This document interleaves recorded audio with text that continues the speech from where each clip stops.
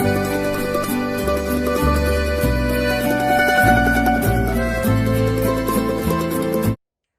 everyone and welcome back to Amazing Grace Cooking. As you can see, today we're going to make focaccia barese, and the meaning why we're going to make focaccia barese, because I'm going to tell you a little bit about myself. I am from Puglia, Italy. I was born there, and Puglia, Italy is situated on the southeast of Italy. You know how Italy is shaped like a boot? Well, we come from the hill part. That's Puglia. As you can see, I have all the ingredients here ready for you to show you how to make the focaccia barese. So what I have done is, in the focaccia barese, we need a small potato. What I did, I peeled the potato and sliced it very, very thin, like this. Then what I did, with some water, I cooked it. And while it was cooking, after 10 minutes, I mashed it with a fork. So it comes nice and small and thin, so that it makes it easier for you. However, you could also boil it ahead of time in the morning if you're planning on doing this in the afternoon, or have it the day before already cooked and mashed, as long as you have it on the side. But I just prepared it like 15 minutes ago. Like I said, a small potato, thin slice, but it cooks faster, it boils faster, and then it's easy to mash it with a fork. Okay, so to do the focaccia barese, what we do, I'm going to put some salt always on the flour. This is 5 cups of flour, because we're going to prepare it in this casserole here, in this round casserole.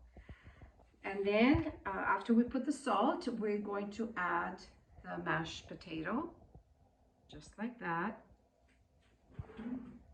That's what makes it really tasty and spongy. Then you just mix a little bit like that, the potato. See, you can't see it anymore. And then you put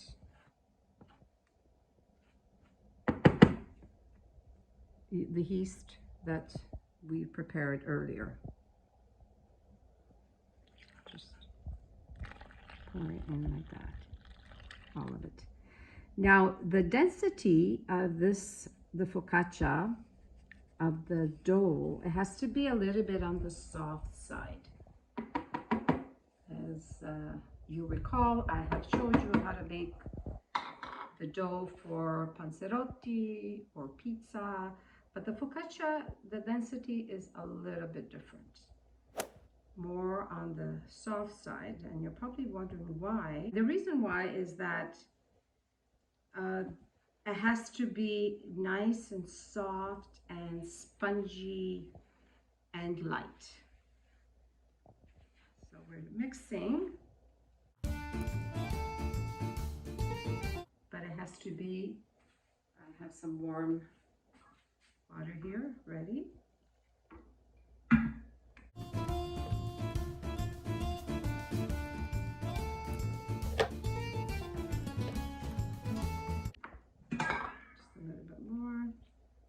So add the water a little bit at a time, because you don't want it like liquidy, and you don't want it hard either. So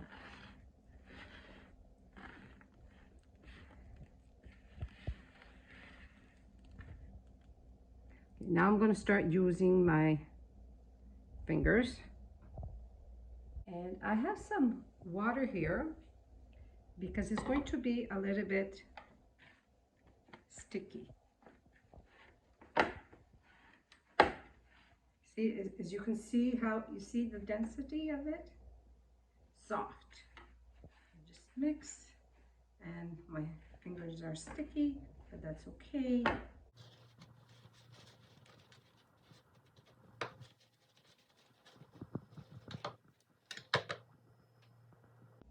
It's lots of fun. See, you almost have to kind of pull it and pound it like this, you see?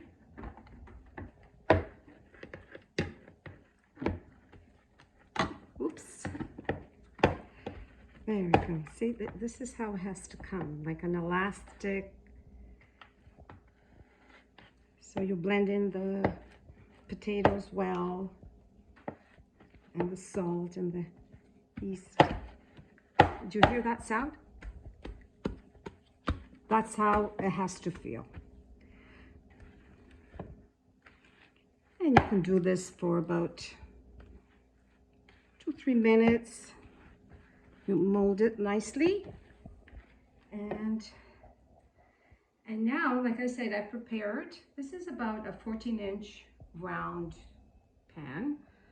And you could put Crisco or butter at the bottom, or margarine, whatever you have.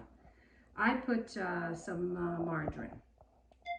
So then what we're going to do, we're going to throw this. I'm going to put it in here because I do want this dough to rise in the pan.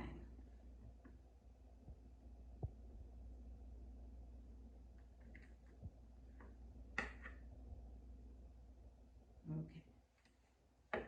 Remember how I said we needed the water? So the water is just you dip your hands in the water so that it doesn't make the dough, makes it easier for that sticky dough to come out from the bowl here, because I don't like to waste anything. There. And when we shape this into the pan with your hands that are wet, look, you can just, it's easy to, it doesn't get sticky anymore. It's nice and just even it out all over.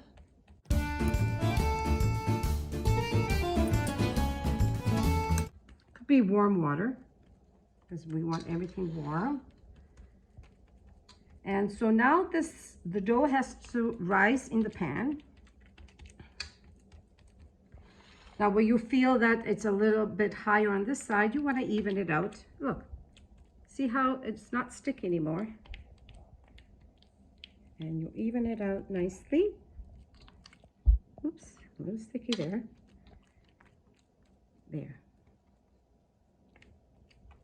What I did, I warmed up the oven for about 5-10 minutes so that the oven is nice and warm. And so when I put the pan in there, the heat will start rising the dough for the focaccia. There we go.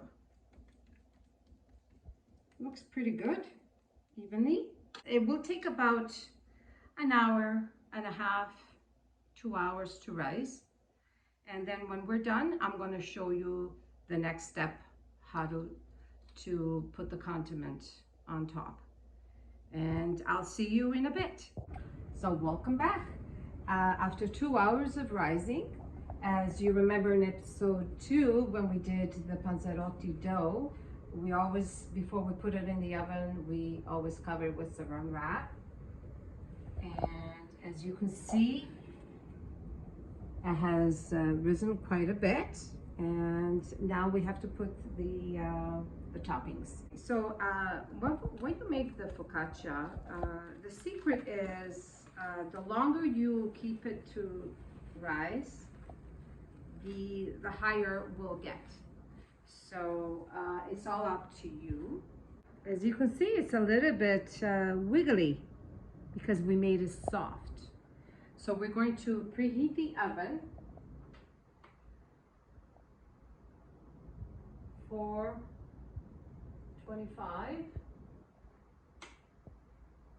While that's being preheated, now we can put the topping. First of all, we put a little bit of salt. Okay, around it.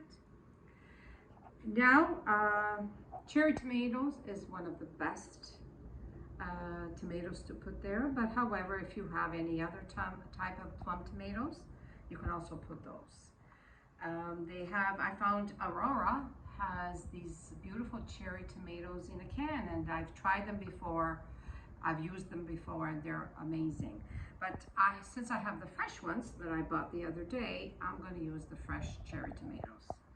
So first we put the tomatoes, and you can just kind of decorate them all around. Because the dough is soft, the tomato sinks right in. It's like decorating a cake. You become creative when you're doing the focaccia too. And so the cherry tomatoes, I did sprinkle a little bit of salt on the cherry tomatoes prior. And let me see, maybe we could add another one right there. If you like a lot of tomatoes, then you can add a bit more, because it's when we do cut them, when the focaccia is ready and you cut it, you have the nice flavor of tomatoes. And it'll be great now the summertime. A lot of people planted cherry tomatoes in their backyard, and this is a perfect way of using them. What I do a lot of the time, I do freeze mine in the summer when I do grow them. And so when I'm ready to make focaccia or like soup, you can add a little bit in there. I like to also add a little bit of olives. Now it could be olives from any kind of olives that you like. These are calamata and or mixed olives. Sometimes you buy them in a container, and you have to pit them. You have to take out the pit and just also put them around. As you can see, I have some greens and some calamata. Now, as we put the ingredients on top, they're just going to sink in there. Now, doesn't that look so creative and colorful?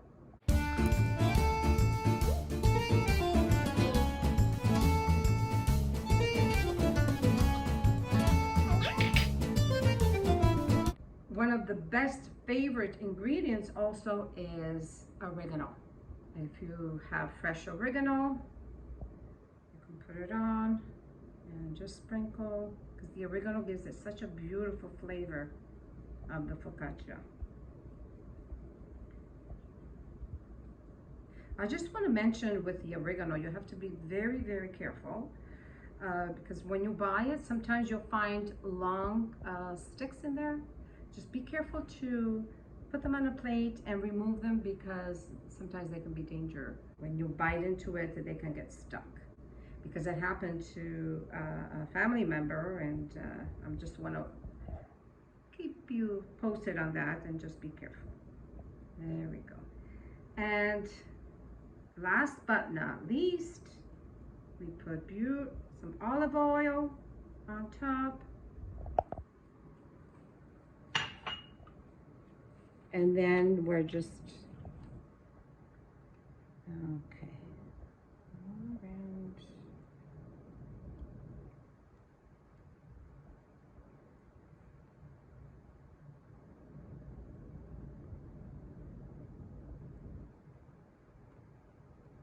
Okay, there we go.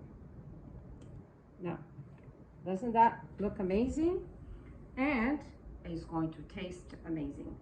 So now we're going to bake it in the middle rack. Like I said, 425, depends on the oven, 425, 450. I would say for about 45 minutes. You'll know when you start smelling the aroma of the focaccia into your kitchen area. And when it's nice and crusty brown, nice and toasty, I'll show it to you after. When it's done, you'll know. We'll put it in the oven. And there it goes. And then I'll show you the finished look when it's done. So we'll see you soon. So as you can see, we have already baked the focaccia, and this is the finished look. So we put it half an hour at my oven. I put it at 425 for half an hour, and then the last 5 minutes I took it out from the center of the oven and put it on top so that it would be nice and browny, crusty on the top. And I did also with the scissors, because it's pretty high, so with the scissors it cuts better. You cannot really cut it with a pizza cutter. As you can see, it looks very spongy, and the tomatoes and the olives, they sink right in, and this is the finished look. So I hope you enjoy it when you make it as much as I did. And if you have any questions, we are going to be asking also, like there'll be a questions and answers about anything you want to know. So I welcome you to ask me, and I will love to answer you with any questions that you have.